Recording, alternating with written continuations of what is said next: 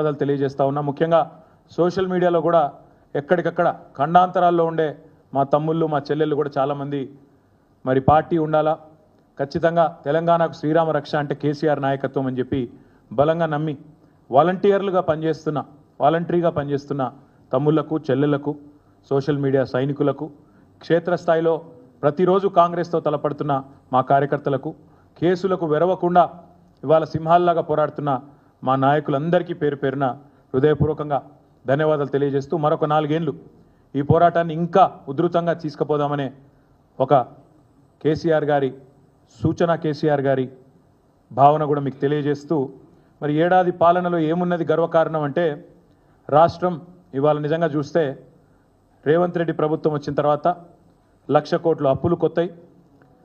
Revanth brothers మాలామాలైనరు, రాష్ట్రం మాత్రం అధోగతి పాలైన మాట వాస్తవం, ప్రజలు తిప్పల పాలైన మాట కూడా వాస్తవం. తెలంగాణ ప్రజలకు ఈరోజు రేవంత్ రెడ్డి పాలన, కాంగ్రెస్ సర్కారు పాలన అంటే గుర్తొచ్చేది ఒకవైపు 1,00,000 కోట్ల అప్పులు, మరొక వైపు వారు చేసిన దారుణ ఘాతకాలు, తప్పులు. సంవత్సరం నిండింది, మరి సంవత్సరం నిండిన తర్వాత ఏం సాధించినవయ్యా నువ్వు అని చెప్పారు అని అడిగితే చెప్పడానికి సమాధానాలు లేవు. ఏదో పేరుకి ఆర్భాటము హడావుడి తప్ప ఈరోజు నిజంగా చెప్పడానికి సమాధానాలు లేవు. అందుకే ముఖ్యమంత్రి తన తప్పులను కప్పిపుచ్చుకోవడానికే మళ్ళీ అప్పులు అంటూ తప్పుడు కూతలు కూస్తూ ఉన్నాడు. అప్పులు అంటూ తప్పుడు కూతలు కూస్తున్న ముఖ్యమంత్రికి నేను చెప్పేది, అప్పుల మీద కాదు జరగాల్సింది, నీ తప్పుల మీద చర్చ. తెలంగాణ సమాజంలో మేము తప్పకుండా నిన్ను సూటిగా ఇవాళ కొన్ని ప్రశ్నలు అడుగుతున్నాం, దమ్ముంటే సమాధానం చెప్పు. సీఎం అంటే ఇవాళ నువ్వు సీఎం పదవి చేపట్టిన తర్వాత ఆ పదవి స్థాయి కూడా దిగదార్చినావు నువ్వు. ఇవాళ నీ ప్రభుత్వంలో ఎవరన్నా బాగుపడ్డారంటే అనుముల బ్రదర్స్ మాత్రమే బాగుపడ్డారు. నీ ప్రభుత్వంలో ఎవరికన్నా ఏమైనా లాభం జరిగింది అంటే కేవలం అనుముల రేవంత్ రెడ్డి, అనుముల తిరుపతి రెడ్డి, అనుముల జగదీష్ రెడ్డి, అనుముల కొండల్ రెడ్డి, అనుముల కృష్ణారెడ్డి, ఇంకా మిగతా బ్రదర్స్కి మాత్రమే లాభం జరిగింది. హైలైట్ ఏంటంటే రాష్ట్రానికే 1,000 కోట్ల స్థాయిలో పెట్టుబడి ఇచ్చే స్థాయికి అనుముల కుటుంబం చేరిందని చెప్పి వాళ్ళ ప్రజలు అనుకుంటున్న మాట వాస్తవం. మరి వచ్చే సంవత్సరం ఫోర్బ్స్ జాబితాలో రిచెస్ట్ బ్రదర్స్ ఎవరయ్యా అంటే అనుముల బ్రదర్స్ అని వస్తుందేమో, అదానిని కూడా దాటేస్తారేమో అని చెప్పి ప్రజలు కూడా అనుకుంటున్న మాట వాస్తవం. నీ ఏలుబడిలో రాష్ట్రానికి రాబడి తెచ్చే తెలివి లేదు, రాష్ట్ర సంపద పెంచే సోయి లేదు, స్పృహ లేదు, ఒక్కటి కూడా కనీసం పాజిటివ్ పనిచేసిన ముఖం లేదు. ఏం చేయాలా? అందుకే నోటికి వచ్చినట్టు తెల్లారలేస్తే కాకి కూతలు చెప్తా. మేము మా నాయకులు ఎప్పుడు చెప్తా ఉంటారు, కేసీఆర్కు తిట్లు, దేవుళ్ళ మీద ఓట్లు, ఇచ్చిన హామీలకు తూట్లు. ఇదే నువ్వు చేసింది ఏందా సంవత్సరం అంటే ఒగ్గిది. మాట్లాడితే ముఖ్యమంత్రి అనేవాడు రాష్ట్ర ప్రతిష్ట పెంచాల్సిన ప్రయత్నం చేయాల్సింది పోయి ఇవాళ రాష్ట్ర ప్రతిష్టను, రాష్ట్ర పరువును గంగలో కలిపినట్టు రాష్ట్రం దివాలా తీసిందని దివ్యంగా ఉన్న రాష్ట్రం మీద దివాలా తీసిందని ఆరోపణలు చేసే ఒక దివాలాకోరు ముఖ్యమంత్రి మనకు ఉండడమే ఇవాళ నిజంగా కూడా మనం చేసుకున్న దురదృష్టం. కొత్త పరిశ్రమలు కాదు, ఉన్న పరిశ్రమలే తరలిపోతున్నాయి. యువతకి, ఉపాధికి, రాష్ట్ర ప్రగతికి తీరని అన్యాయం రేవంత్ రెడ్డి చేస్తూ ఉన్నాడు. ఇవాళ కొత్త స్లోగన్ పెట్టినాడు, ఇవాళ కొత్త పిఆర్లను పెట్టుకున్నట్టున్నాడు. 2-3 కొత్తగా ఇంగ్లీష్ వచ్చిన వాళ్ళు తోడైనరు. తెలంగాణ రైజింగ్ అట. ఎండ్ల రైజింగ్ అవుతుంది చెప్పు. ఇండియా షేనింగ్ అని అప్పట్లో ఒకళ్ళు వాగినరు, వాళ్ళు అడ్రస్ లేకుండా వీకినరు. నువ్వు ఎవరిని పెట్టుకున్నట్టు నిన్న ఇయ్యాల 2 ఇంగ్లీష్ ముక్కలు వచ్చినోని ఆయన తెలంగాణ రైజింగ్ అట. తెలంగాణ రైజింగ్ కాదు, అనుముల బ్రదర్స్ రైజింగ్. తెలంగాణలో అదానితో పోటీ పడుతూ ఆస్తులు ఎవరికన్నా సృష్టించుకుంటున్నారంటే అనుముల బ్రదర్స్, రేవంత్ బ్రదర్స్ రైజింగు. తెలంగాణ మాత్రం ఫాలింగ్, ఇది పక్కా. నువ్వు ఎవరినన్నాడు? నీకు శాతనైతే నీ కొండారెడ్డి పల్లెకి పోయి ఆడ కూర్చో, రచ్చబండ మీద కూర్చొని పోలీసు వాళ్ళని పక్కకు పెట్టి అడుగు, చెప్తారు రైజింగా ఫాలింగా ఏందో చెప్తారు. 12 నెలల పాలన మొత్తం అసత్యాలు, అర్ధసత్యాలు, అటెన్షన్ డైవర్షన్ స్కీములు తప్ప నువ్వు పీకింది ఏందని నేను అడుగుతా ఉన్నాను. ఒక హ్యాబిచువల్ లయర్ లాగా ఒక అలవాటుతో అబద్ధాలు ఆడే అబద్ధాల కోరు మాదిరిగా అటెన్షన్ డైవర్షన్ టెక్నిక్లు, మీడియా మేనేజ్మెంట్ టెక్నిక్లు తప్ప నువ్వు చేసింది ఏంది రేవంత్ రెడ్డి నేను అడుగుతా ఉన్నాను.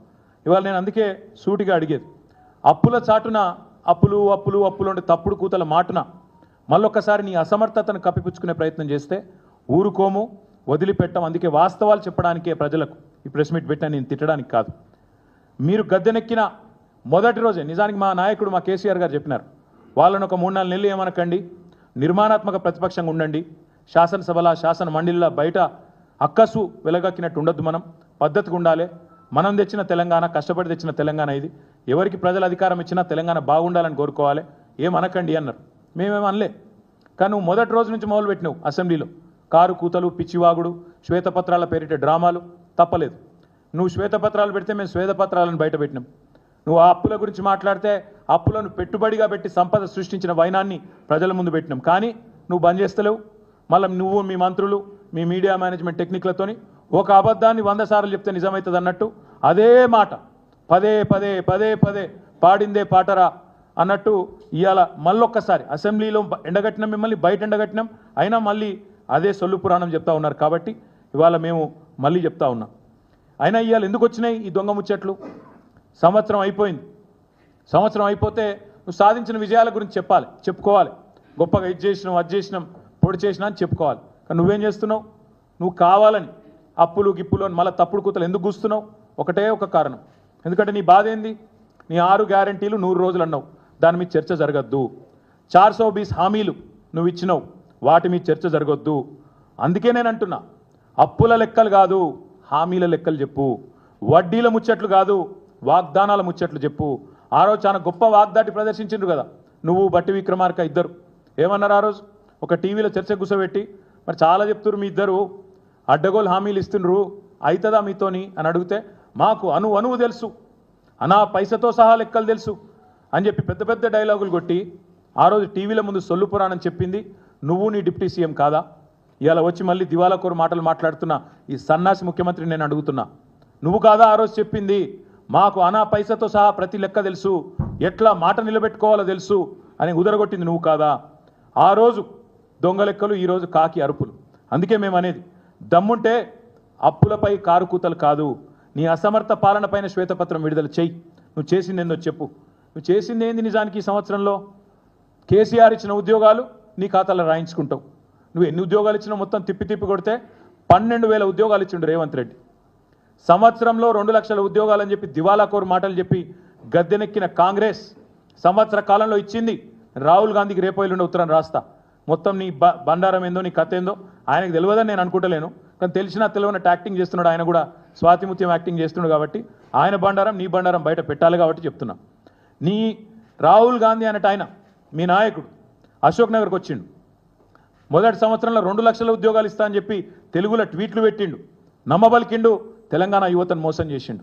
నీ ప్రభుత్వం వచ్చినాక నీ ఇప్పటిదాకా ఇచ్చింది సంవత్సరంలో 12,000 చిల్లర ఉద్యోగాలు మాత్రమే. ఇంకా 1,87,000 ఉద్యోగాలు నీ ప్రభుత్వం బాకీ ఉంది తెలంగాణ యువతకు. అందుకే నేను అనేది, రేవంత్ రెడ్డి నిన్ను వదిలిపెట్టం. నువ్వెన్ని తప్పుడు కూతలు కూసినా నిన్ను వదిలిపెట్టే సమస్య లేదు. ఉద్యోగాలు ఇచ్చింది కేసీఆర్, అవి నీ ఖాతాలో వేసుకునే ప్రయత్నం చేస్తూ ఉన్నాం. రుణమాఫీ బోగస్ అని తేలిపోయింది. రైతులు ఏ ఊరికి పోయినా తిరుగుతూ ఉన్నారు, కాలేదు. 2 లక్షల లోపు కూడా కాలేదు. నాకు పొద్దున్నే నరేందర్ రెడ్డి అని రిటైర్డ్ టీచర్ పెద్ద మెసేజ్ పంపిండు, సార్ నాది కానే కాలేదు, ఇది నా ఫోన్ నెంబర్, ఇది నా అకౌంట్ నెంబర్, జర మాట్లాడండి అసెంబ్లీలో అని పొద్దున్నే మెసేజ్ పంపిండు. ఒకటి కాదు, నీకు చేతనైతే దమ్ముంటే ఊరూరు అడుగు తెప్పించుకో వివరాలు. ఎక్కడ కూడా రుణమాఫీ పాక్షికంగా అయింది తప్ప పూర్తిగా కానే కాలే. 49,500 కోట్ల కాడ మొదలైంది కథ. ఇవాళ నువ్వు 20,000 కోట్లతో ముగించినా అని చెప్తున్నావు. ఆ 20,000 కూడా పడలే, 20,000 కోట్లు కూడా పడలే. నీ బట్టి విక్రమార్క, నీ ఫైనాన్స్ మినిస్టర్ చెప్తున్న ప్రకారమే 11-12,000 కోట్లు దాటలే. ఇది వాస్తవం. రేవంత్ రెడ్డి తెలుసుకో. అందరిని ప్రజలను, రైతులను పిచ్చోళ్ళని చేసినట్టు మాట్లాడు బంద్ చేయి. డబ్బు సంచులతో దొరికిన దొంగనే కదా దొంగ అని అరిచినట్టు ఇవాళ మళ్ళీ ఇష్టం వచ్చినట్టు మాట్లాడుతూ ఉన్నాడు. ఒకవైపు విజయోత్సవాలట. ఎందుకు విజయోత్సవాలు? రైతుల ఆత్మహత్యలు పెరిగినందుక, ఆగిపోయిన నేత కార్మికుల ఆత్మహత్యలు తిరిగి ప్రారంభమైనందుక, లేదా 48 మంది గురుకులాల్లో చచ్చిపోయే పరిస్థితులు కల్పించినందుక, లేదా 50 మంది పైచిలకు ఆటో డ్రైవర్లు ఆత్మహత్యలు చేసుకునే పరిస్థితిని వారికి తీసుకొచ్చినందుక, ఇచ్చిన మాట తప్పినందుక, లేదా మొత్తం రాష్ట్రాన్ని అతలాకుతలం చేసినందుక? దేనికి? అందుకే మేము అనేది, తెలంగాణలో మళ్ళీ ప్రభుత్వ హత్యలు ప్రారంభమైనాయి. ప్రభుత్వ హత్యలు అంటున్నా నేను.